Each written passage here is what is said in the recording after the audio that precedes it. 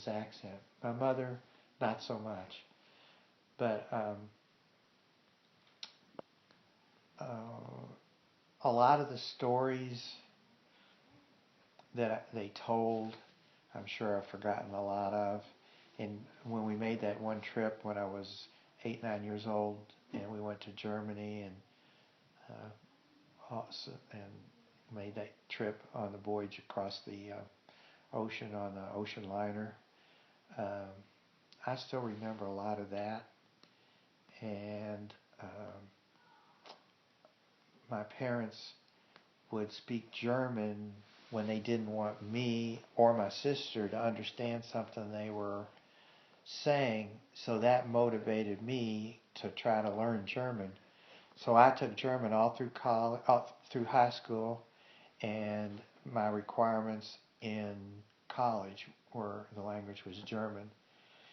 And I got to the point where I could understand quite a bit of it, but they still got around that by speaking really fast or speaking with slang, German slang language that I couldn't understand. So I really did win on that one, totally, unless they wanted to talk German to me, and they would talk slowly, and because they wanted me to learn it, but yet they didn't want me to learn it. Yeah.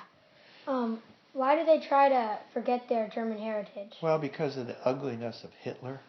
It wasn't Germany. They had great lives growing up in Germany as kids.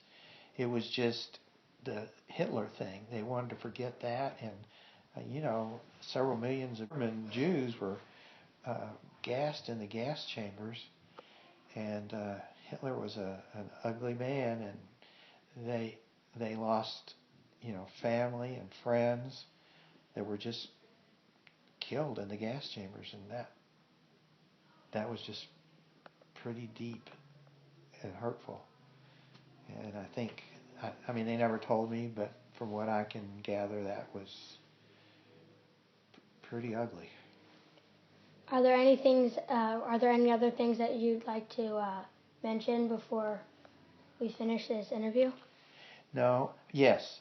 I think that this is really a wonderful thing for you to do so that you can remember some of the stories as you grow up of your grandparents, since you didn't really know them, and their families, and what happened with Hitler Germany.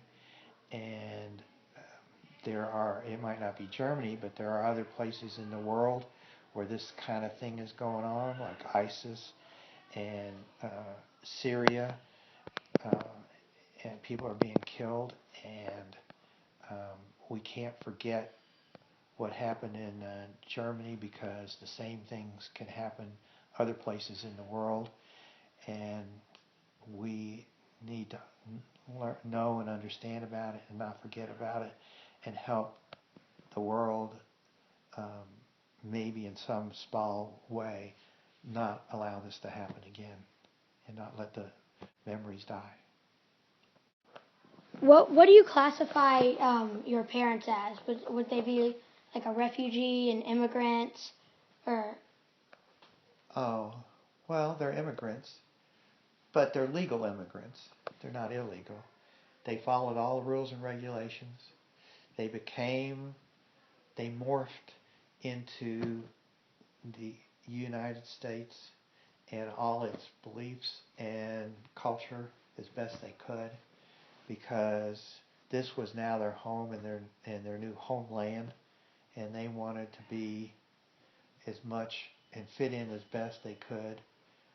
And unlike what's happening today, where people of Hispanic or even Asian culture aren't learning the language and are trying to live their culture and their language in our country. I think that's wrong.